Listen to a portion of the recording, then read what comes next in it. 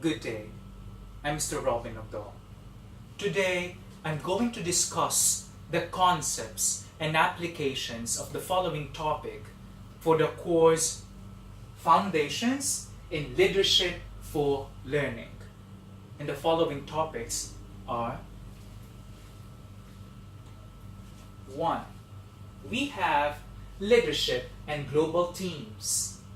Next, we have culture and leadership, becoming a leader, and 9 leadership principles for complexity.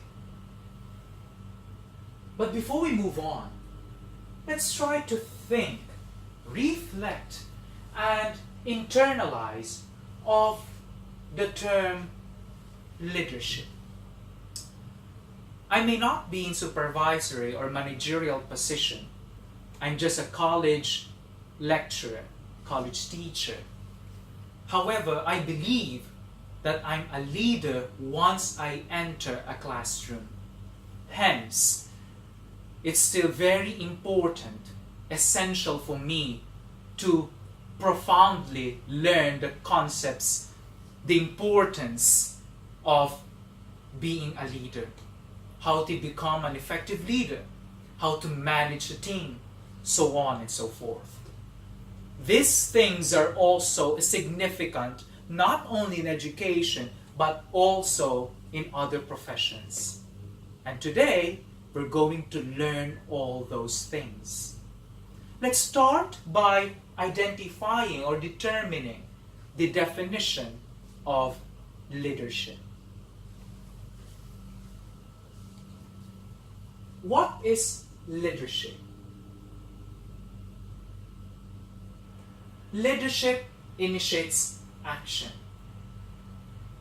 A leader is an individual who starts the work by clearly communicating the plans and policies to his subordinates from where the work actually starts. A leader motivates his team. A leader inspires his subordinates to work sincerely through economic and non-economic rewards. This one, as a teacher, I try to motivate my students not only by, okay, if you recite then you'll be given +5 points, +1 in the quiz, so on and so forth, but as a leader in the class, I try to relate or to link all my teachings in the real life scenario in their lives in order for them to really appreciate every lesson that I provide to them. So every leader must make sure that you're actually motivating, inspiring, trying to keep the fire burning in the hearts of your subordinates, not just by the means only of the monetary, but also by providing things that they will really treasure. Let's say, for example, the friendship, the bond, the relationship, the team. Let's move on.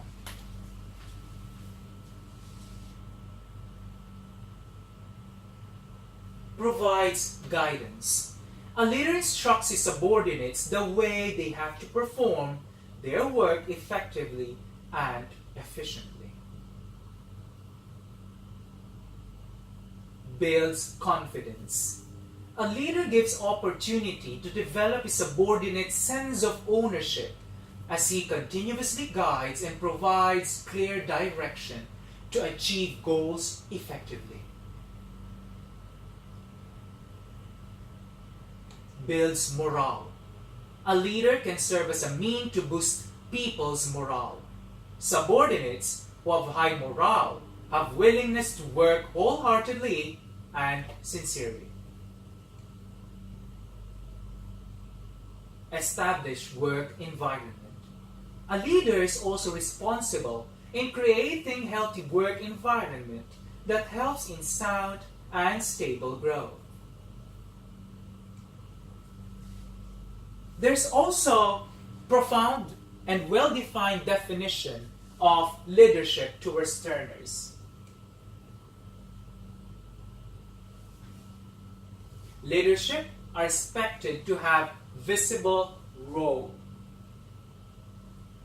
Mainly focuses on stimulating companies' desirable behaviors and attitude, culture, values and belief, such as equality, trust, honesty, recognition of and readiness to acknowledge and admit mistakes, obligation to the company, effectiveness and efficiency, quality, customer service to personnel. In the West, leaders are expected to have visible role. In other words, leading from the front, which can express their intention in doing everything as well as their expectations to employees' works. What about for East Asian leadership? Hierarchical power is the core for the East Asian leadership. Leaders' legitimacy and acceptance are commonly not contingent to utilitarian competencies of leaders, since they usually depend on the internal as well as external organizations, structure arrangements, rather than the recognition of employees. Hierarchical power, as what it is said. Followers are expected to express their obedience, respect, and compliance along with the defense to their leaders who are supposed to care and respect as well as concern followers' dignities. So, for East Asian leaders, there's actually high power distance. When we say power distance, it's like if I'm the boss and you're the follower, then you are entitled to follow my rules. You are entitled to obey all my commands and instructions. That's why if you're very observant, you'll notice that for Westerners, they call their leaders, their bosses, by their names. Like, hey, Greg, even if it's Boss Greg, Mr. Greg, Sir Greg. They just call themselves Greg. Hey, what about you, John? So unlike in countries such as East and Southeast Asian, there's really high power distance. That's why if you're my boss, every time I see you, I will call you, hey, yes ma'am, yes sir. So if not yes ma'am, sir, yes mister, yes miss. So I actually experienced that during my first year of service in higher colleges of technology. It's very westernized despite that it's actually a federal institution. So during my first week there, I called my colleagues with, hi miss, hi ma'am, hi sir. And they were all surprised that, hey, you don't need to call me sir, you don't need to call me ma'am, you don't need to call me mister, I feel that I'm very old, just call me by name. But at first I found it so difficult to adjust since I get used to a country with high power distance. Moving on. South Asian. Leaders are expected to possess capacities to envision the prospect and enlist the support of followers. Leaders are assessed and measured on their success in building teams, setting definite objectives, envisioning small successes, setting an illustration. Employees perceive their leaders as intelligent, caring, and dependable fathers and mothers rather than managers. So we Southeast Asian people can really relate into this one. We look into our leaders not only as managers but also as our fathers and mothers. That's why once that we see that our managers, our leaders show caress or care to us, that's the time that we actually start to trust them. That's the time that they start to boost our morale, our self-confidence, and self-esteem. So we are really into the bond. We're really into relationship. They are their mothers. we are their offsprings. Let's continue. There are different types of leadership. First, we have pace-setting leader. Models then demand self-direction and excellence. Do the task as I do now. Works best when the unit is already skilled, talented, and motivated, and leaders need hasty outcomes. Too much focus on this leadership may crush innovation. When I was still working in the Philippines, I had a supervisory pace-setting leader. She was the chairperson of the General Education Department level. She is a strong believer in leading by example. She always walks the talk. She is a person who always makes sure that she does not and practices whatever she imposes to her subordinates in order to motivate her people to follow her footsteps. Furthermore, she ensures that all the members of her team know how to execute whatever she instructs before she hands over the responsibility. She spends time inspiring her people. However, in return of her extreme efforts, she was very tough to the members who don't follow her instructions and even gave them firm reprimand in order to push to follow her instructions. Let's have authoritative leader. Authoritative leader organizes the unit towards a communal vision and concentrates on an end goals, allowing the means up to each member. Come and follow me. Works best when the unit needs a new and fresh vision due to some changes in the circumstances, or when precise guidance and direction are required. However, it is not advisable when the team whose members are more experienced than the leaders. This kind of leadership is best suited, for instance, in restaurants. Customers go to restaurants with set big expectations in mind. Whether it's a fine dining or a quick service restaurant, people expect consistent quality service, well-managed staff, and efficient attendance. Whether they order the least expensive item, they still expect that their order to be very good and of quality. Restaurants mostly need an autocratic, authoritative leader to meet the above-mentioned expectations. Even small dining establishments run in a way that they're not or little open to minor mistakes. Next we have coaching leader. Molds people for the future. Can be summed up in one phrase: try this.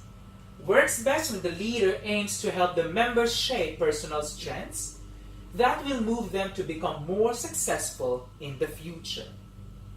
Not effective when the members are not open and willing to learn or change, or if the leader lacks expertise. This kind of leadership is best suited, for instance, when the team is facing a thought-provoking stage where objectives, roles, and positions are being challenged. Some teammates may feel overwhelmed and overawed by how much tasks and responsibilities they need to accomplish, or they are not comfortable with a set of goals, objectives, or approach. During this stage, teammates need someone to help listen to and serve as mediator. The best thing to do at this point is to make each and everyone feel safe, establish relationship with one another, and address all the rising concerns. The main emphasis here is on establishing trust and planning harmoniously so that the whole team can focus on the definite objectives rather than becoming distracted from emotional issues. Next we have coercive leader. Demands prompt compliance can be summed up in one phrase: do whatever I tell you. Works best when companies facing crises like attempt on takeover, company turnarounds, or natural phenomena. However, exclusively used may suppress creative and flexibility. This is actually kind of leadership which is very commendable if the company is just a budding or starting company. For what reason? Because since it's just a starting establishment or establishing company or organization, then there is a big risk that it will not actually succeed, or it will not be victorious against its competitors. Hence, leaders should be very careful and just try to employ all the well-tested, to be more specific, well-tested practices, routines, so on and so forth. There's no room for experimentation. Otherwise, there's a tendency that the company will definitely be closed sooner or later. Next, we have democratic leader. Establishes consensus through cooperation. Can be summed up with one phrase. What do you think? Works best when the leader needs the unit to develop sense of ownership in their own decision, or needs fresh and new ideas from their qualified teammates. Democratic leader. For democratic leadership, this is very suggested, or this is recommended once that the members are really qualified, well experienced. For what reason? Because you are now asking them, what do you think? You're actually extracting ideas, thoughts to your members. So if the members are not yet well experienced, they're not actually well trained, they're not experts to that field, then it will be very difficult to employ democratic leadership. Let's continue. How to manage global team successfully. So, when we say global team, to make it more understandable, global team consists of diverse people. Despite that, let's say, for example, we're in the Philippines, let's say, and we all have local members, still assume that we are in a diverse community.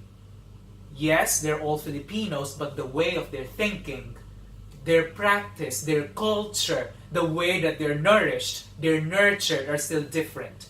Their perspective in their lives, the way of their thinking are still different. Hence, we are still dealing with different people, and we are in global team. So how to manage this kind of challenging, difficult team? First, we have set up workflow systems. Since people on the global virtual team are spread apart, working without the benefit of causal communication and social trust, information and processes need to be made explicit to make sure everyone is doing their part productively to achieve the same goal. It's important for the manager to lay ground rules upfront about how people will work together in a very systematic way and check frequently. Designate communication norms. Communication is really important. So, communication in a way that, as a team, you should have common language. When we say common language, even without me saying a word, just for you to see my expression, you know the message that I want to tell you. That is what a leader should have as well. You don't need to say lots of words. They don't need to say, words that will really make them understand. A good leader should have the ability, right, to communicate clearly the message, despite that you are putting those statements in simpler manner. So you should practice them with what we call common language. just with a smile, and I tell you, you have to submit on time, you know what I mean already. To explain this comprehensively, communication is key for global virtual teams, which span not only space and time differences, but also cultural and linguistic ones. The manager should set up specific guidelines and how people should talk to one another. Build trust between colleagues. Trust is really important to manage global team. Without trust, then there's no such thing as team. That is just a manager with members of an organization, but you're not building a team. There should be trust. If you're a manager that you need to monitor your members 24/7, then there's no trust. If your people only work when you're around, then there's no trust. The bottom line here is trust is an essential element to have a successful team. In a way that I can work even without my leader, and my leader knows that I can work even without even with her minimum supervision. Let's continue. Culture and leadership. What is a culture? Culture is the characteristics and knowledge of a particular group of people, encompassing language, religion, cuisine, social habits, music, and arts. Culture encompasses religion, food, what we wear, how we wear it, our language, marriage, music, what we believe is right or wrong, how we sit at our table, how we greet visitors, how we behave with loved ones, and a million other things. The challenge here is how to manage cultural diversity in the workplace. Actually, I find this course very interesting because aside from all the other topics, aside from all the overwhelming information that I have acquired from this course, I have learned the essence that this course is an eye-opener for us future leaders, that we are all entitled to be soon leaders. And here are the things that we need to totally be aware of to become effective leaders. Just like for this one, cultural diversity. So I am in the UAE, in a place with lots of different races. Hence, there's cultural diversity. And me as a leader in the classroom, I need to know how to manage cultural diversity. And here are the things how to. We have communication, team building, time, schedules, awareness, attitude, knowledge, skills.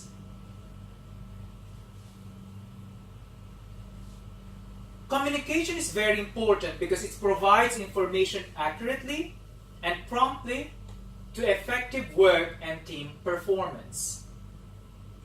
Team building.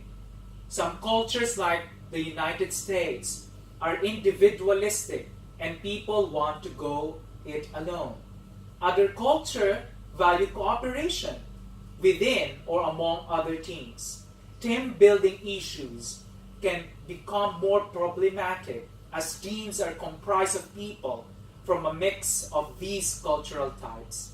Effective cross-cultural team building is essential to benefiting from the potential advantages of cultural diversity in the workplace. Time is also important. Cultures differ in how they view time. Hence, perception of time underscored the importance of cultural diversity in the workplace and how it can impact everyday work. Schedules. So it's also important to consider the schedule that we are actually going to allot for every activity. Let's say, for example, here in UAE, every Friday is actually their prayer day.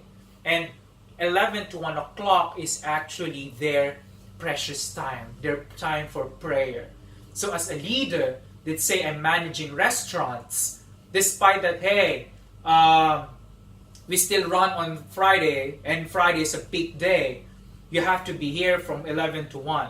But in order to manage cultural diversity, we have also to respect schedule. So, what I can do is, if you're a Muslim, then I will respect your schedule. I will not put you to the day or time from 11 to 1 because I know that is your precious time. That's your prayer time. So I'm going to replace you with someone else first while you're doing your prayer. From that, your team, your subordinates can actually feel that you're giving them importance, that they are being valued, being loved. Moving on. We have awareness. Cultural awareness is the skill to understand one's reaction to people who are different and how our behavior might interfere with effective working relationships. Awareness is also very important in a way that before we say something, we have to process that thinking in our minds. So it's like sometimes we leaders think that, oh, if I crack a joke, it will be funny and I might establish good relationship, sense of rumor to my subordinates. But we have to be aware, we might offend some or one of our subordinates, hence we have to be careful. Let's say, for example, hey, I don't want to offend some race. Let's say, hey, when you see the race, oh, they're actually smelly. And then some of them say, they're gonna laugh. But we have to be careful and you have to be aware that what if there's one subordinate who will be offended with what you're going to say. Let's say saying gay, saying bad words. Those things may have no meaning for you, but they're actually something offensive to them. Here in Muslim country, giving highlight to the term pig is haram. So giving examples to my students about pig is not a good idea. That's also sense of awareness. So instead of using pigs as example, 3 little pigs, as example of good storytelling books, so on and so forth, I'll try to refrain from saying that word pig because I know it's haram or like mortal sin for them. Moving on. Attitude, which is very important. This is the companion skill to awareness. Attitude enables people to examine their values and beliefs about cultural differences and understand their origins. Knowledge. Social science research indicates that our values and beliefs about equality may be inconsistent with behavior. So we have to read, ask from seasoned people, from experts, experienced staff, for us to broaden our knowledge. And last but not the least, skills. The goal of training in awareness, attitude, and knowledge should be skills that allow organizational leaders, employees to make cultural competence a seamless part of the workplace, unexplored. Now, how to become an effective leader? We know how to manage, but how to become an effective leader? Here are the things that we have to consider. 1. Confident but not arrogant. Persuasive communicator. Responsive to others. And determined. For you to be able to become an effective leader, we have to be confident but not arrogant. Those two things are different. Being confident means that I know what I'm doing, and I'm confident that what I'm doing will actually help in the success or the achievement of the goal, mission, vision of the organization. But being arrogant is something else. Being arrogant is you think high of yourself and you're putting others, you're looking down for others. That you think that they're actually not as competent as you are. Leaders should create future leaders. And you have to be confident in establishing and creating these future leaders. Next, we have persuasive communicator. When we say persuasive communicator, it's more of a little doubt that great leaders communicate persuasively. They have a knack for imparting the right messages at the right time. Strive to deliver messages that inspire, motivate, reassure, and when required, direct. Next, responsive to others. When we say responsive to others, we need to know first the individual needs of everyone. And at the same time, we need to respond to their needs. It's like if someone doesn't feel well because she's experiencing, let's say for example, she's sick, or she's experiencing challenge in her life that is really really making her feel down, or provides her the inability to become productive in that day, you have to respond very well. Respond in a way that, hey, it's just easy. You know what? When I was like you, when I experienced this kind of problem, I was still able to endure that. But each one is different. We have to understand and respond to them appropriately. And we have to be determined. You have to be model. If you want your members to be determined and to have continuously burning desire to work, then you yourself should also have a burning desire, determination to work. Let's continue. We have supportive, very similar with the responsive.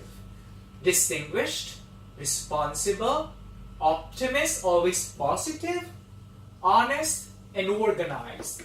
To become an effective leader, when we say, I think these words are already self-explanatory, but let me focus on the term optimist. We have to be very positive in a way that, hey, we can still do it. Hey sir, we were not able to meet the quota. I know, by the next day, we can do better. It's like that. It's normal. We're at this stage. We're adjusting because of the change that was employed. So we have to be positive so that your members will not feel discouraged. Next, we have organized. As a leader, we have to be organized. So some of us are thinking that, hey, since I'm a leader, I can pass this obligation to our member, to other subordinate of mine. But no, you have to be the model. You have to be organized first. You should know the A to Z of every policy, routine that are being practiced in your company. There are 9 leadership principles for complexity. We have view the system you're trying to change. So, view the system you're trying to change through a lens of complexity. The predominant metaphor used in organizations today is that of a machine. Almost equally popular is the metaphor of military operation.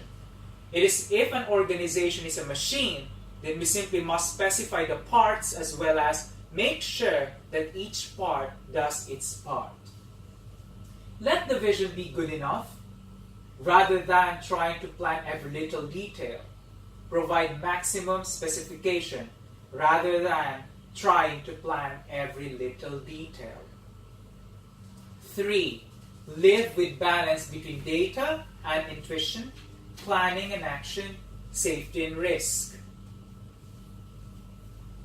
When life is far from certain, led with clockware and swarmware, in tandem, balance data and intuition, plan and acting, safety and risk, giving due honor to each. Live with balance between data. So moving on, we have be comfortable with uncovering paradox intentions. Uncover and work with paradox intention. Do not be shy away from them as if they are unnatural. 5. Don't wait to be sure before proceeding with actions. Go for multiple actions at the fringes. Let direction arise. You don't have to be sure before you proceed with anything. Create an environment of information, diversity and difference, connections, and relationship. Tune your place to the edge, foster the right degree of information, flow, diversity and difference, relationship, inside and out organizations, power differential and anxiety. Instead of controlling information, forcing agreement, dealing separately with consensuous groups, working systematically down all the layers of the hierarchy in sequence and seeking comfort. 7. Mixed cooperations and competition. It's not one or the other. 8. Understand that informal conversation, gossip, and rumor contribute to mental models, actions, and belief. Listen to this. Grow complex systems by chunking. Allow complex systems to merge out of the links among simple systems that work well and are capable of cooperating independently.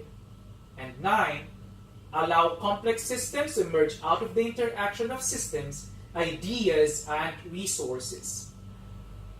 Allow complex systems to emerge out of the links among simple systems that work well and are capable of operating independently.